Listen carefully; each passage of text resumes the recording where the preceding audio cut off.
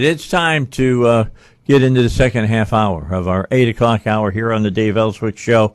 We've invited Noah Gould on with us. He's going to talk about the Google antitrust suit that's going to be getting into the courtrooms here shortly, and you're going to hear a lot about it. What does it mean? Who's at fault? He wrote an article that was published in Newsweek, and let me just pull out one paragraph of it. I want to read it, and then we'll go from there with him. At the core of every antitrust case are three questions. One, what percentage of the market does the company in question control? Two, has the company engaged in anti-competitive behavior? And three, is there harm to the consumers? And he makes the statement, each of these questions, upon inspection, has a significant amount of subjectivity in its application and reveals that this case is more hype than substance. And Noah, thanks for joining us today. Let's just, I think for this half hour, I can sit here and we can talk about those three questions, and you believe there's more hype than substance here. You know, lead us into this view of the anti-competitive case that the government has. Great. Well, thanks for having me, Dave. Excited to talk about this topic today. So this is a really big case. It's been going on for a little while, and it won't wrap up until next year. So Google and the Justice Department are really debating these three questions, as you mentioned. So percentage of market, anti-competitive behavior, and harm to consumers. So I think it really adds some clarity to talk about these questions. When we look at the first one, if you define the market of any company narrowly enough, then any company can be a monopoly. And if you define it widely enough, then no company is a monopoly. So a lot of the debate in this case is really about what is the relevant market to this case. Yeah, didn't Gates kind of have to deal with this at one time? And, of course, I think he lost on several issues of it. But the bottom line was that he said, hey, look, people are using my product because they like my product. I can't stop that. That's what we work to do. Mm-hmm. Yeah, there's a lot of parallels to the Microsoft case here. You're exactly right. So, yeah, the harm to consumers is another one of the questions that is really important. And that's something that's really hard to show because it comes down to, do consumers prefer Google's products to other products? Mm-hmm. And the Justice Department argues that Google has an unfair advantage because it pays different companies to be the default search engine on their devices. So central to this case is the payment between Google and Apple. So Google pays Apple for Apple to place Google's search engine as a default on all of their devices. Now, this doesn't mean that consumers can't change to a different platform if they prefer, but that's just the default, what's built in when you get the device. Okay, so when you turn on your device, when you want to look up what does occupation mean, it's going to default to Google to search that out for you instead of, let's say, Chrome. Exactly. And so that, as the Justice Department argues, gives Google a certain advantage because some people don't like to go through the time of changing a default. Mm-hmm. And there is some advantage to being the default, right? So as far as Google currently in the market, they're the default on only 29% of PCs and then 94% of mobile devices. So, they have a big difference between mobile devices and computers and where they're the default. And so that translates to some difference in actual use. So we see about 84% of PC users actually use Google services versus 97% of mobile users. So, 80 versus 90%. There's some difference there, but not a huge difference between the different default settings. So default matters a little bit, but really what matters more is that consumers just prefer Google's products. Yeah, when you're looking at a product, though, I will say, and you mentioned this in your article, I always start with Amazon. I figure Amazon, when I go there, it's going to show me the products and then I can make up my mind which product that I want to buy. I kind of like that. After Amazon, you point out it's Google, then Walmart, and those are your three main ones that people use to search out products. Exactly, yeah. So if we look at the market for search engines, very narrowly, Google is dominant in that market. But if we look at the market for looking for just information, so like you mentioned, shopping, Amazon, Walmart, those are dominant players. And then I think this is changing. I mean, nothing is inevitable here in market share. The majority of Gen Z actually prefers TikTok as a search engine of choice versus Google. So this is, I mean, it's a really rapidly dynamic, changing market. And Google argues, and I'm somewhat convinced by this, that they just invest a lot of money in making their search engine the best. They're not kind of being lazy and sitting back. They realize there's a lot of big players here that are looking for kind of consumers to use them as the source of information. Let me take you down another path just for a moment. I want to come back to Google, but I want to look at TikTok because it's been in the news a lot lately. Do you believe that the federal government is going to make them illegal? I mean, there's a lot of lobbying spent right now by TikTok to try to convince congressmen to keep it legal. So there's a lot of incentives for TikTok to fight really hard for this. I think from a national security perspective, there might be some really good reasons to force TikTok to change the way it does things, but I'm not sure I really see that happening. Well, it's going to be difficult if you've got the Communist Party of China behind them. That's going to be difficult. Yeah, and it's a lot of information that they have about a lot of Americans. Yeah. That's Noah, that's an understatement. It really is an understatement. But okay, let's go back to Google. I'll get you back on in the future, and we'll talk about TikTok. All right. I mean, the idea of TikTok is unbelievably smart. I got to tell you, it's unbelievably smart. But a lot of the things that are attached to TikTok are very, very dangerous. Yeah. Mm-hmm. And so there's some things that we all have to, as Americans, I think, have to think about a little bit as far as that's concerned. So you believe that Google has a pretty good argument as far as that they are not monopolistic. Is that what you're saying? Exactly. Yeah, I think that we can look at some of the research and development spending that Google has done here to see really that they are still focused on consumers in this area. So last year they spent $40 billion on research for their products, and they have about 1,000 developers just working on improving the search engine specifically.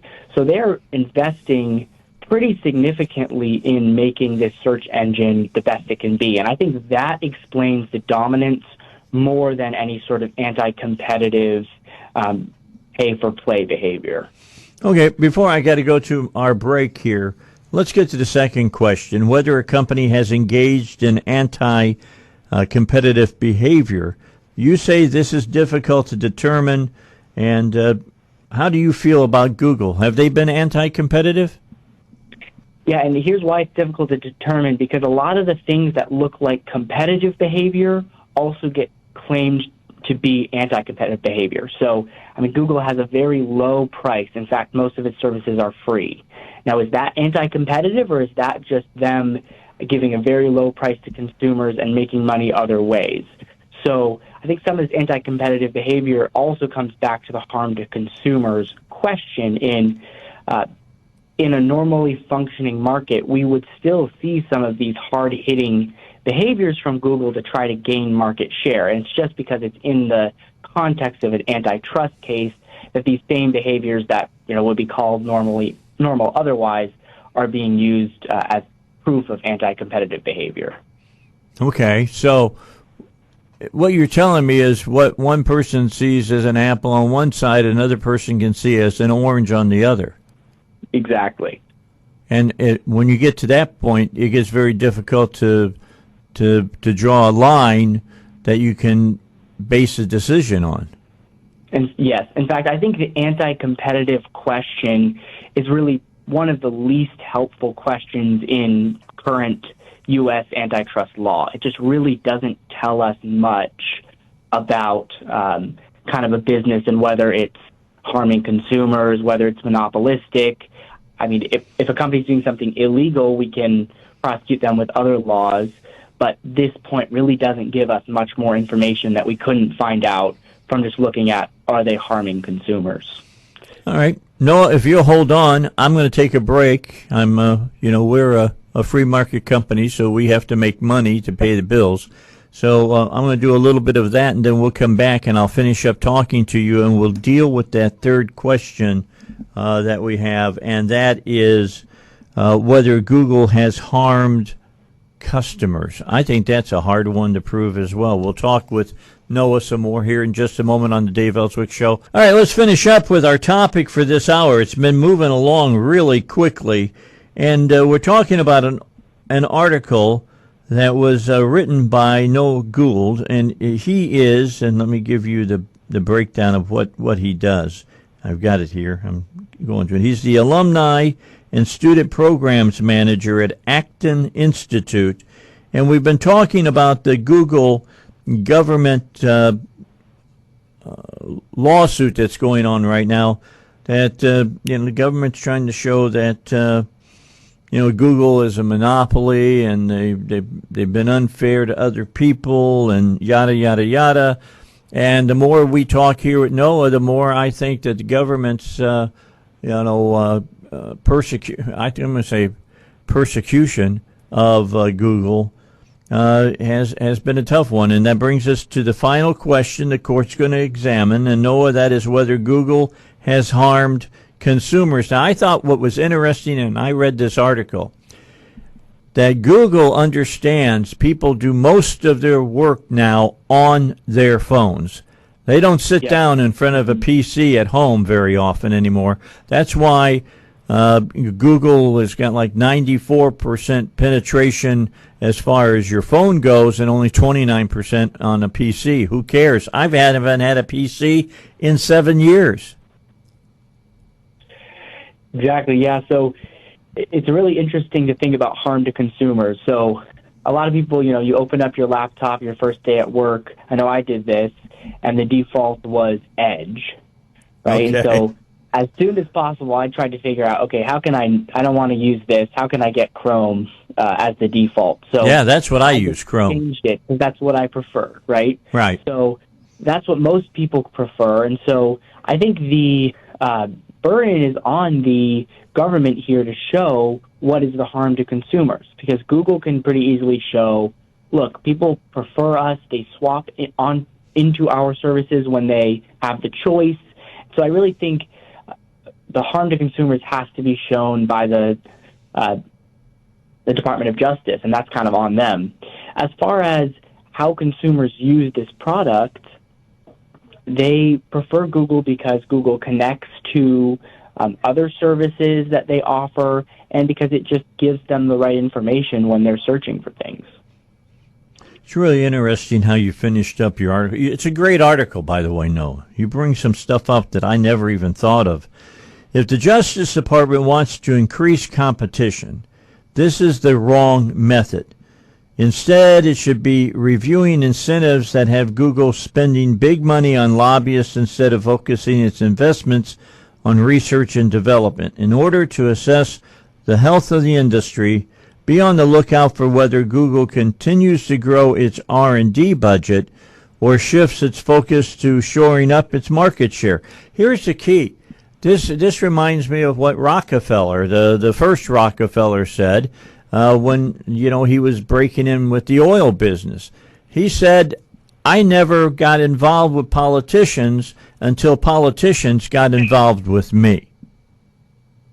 Yeah, so I think this is a really important point, and I'm glad you bring it up. So there's really two ways that companies can make money in the economy. One way is finding a good or service that serves consumers, selling it to them and making money that way. The other way is by getting the government to pass a law that will give them an advantage over their competitors so that they can make money that way. And so which focus a business has is really important for the health of our economy. Because if all of our companies are thinking about new and creative ways to serve consumers and solve real problems that people have, then we're going to actually move forward and have real growth. But if they're all spending money on lobbyists, sending them to D.C., having talks with the lawmakers, and getting laws passed to benefit them, then that's going to really slow our economic growth and focus those energies on the wrong things. Yeah, and typically the people who are spending money on lobbyists are the people who weren't the initial discoverers of a typical kind of product. I mean, when you look at things like AT&T or Ma Bell and things of that nature, that has gone down. I mean, I think you can make a great argument that when Ma Bell was doing its thing, phone service worked out pretty doggone good in the United States. So, but we've got competition now. We've got everybody and their mama out there saying that they've got a device and it can do it for you cheaper. And it doesn't cost you to call long distance anymore at all. That's pretty amazing, isn't it? Yeah, and that's a good point of disruption happens in any industry, and it often happens the way that we don't expect it. It's not how, all the pundits are talking about, oh, this company will last forever.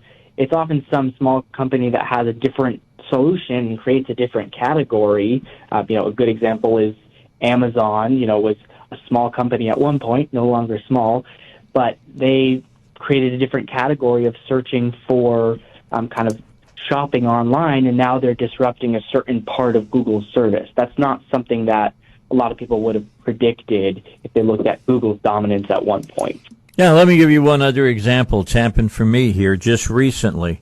They put fiber optic all through my subdivision.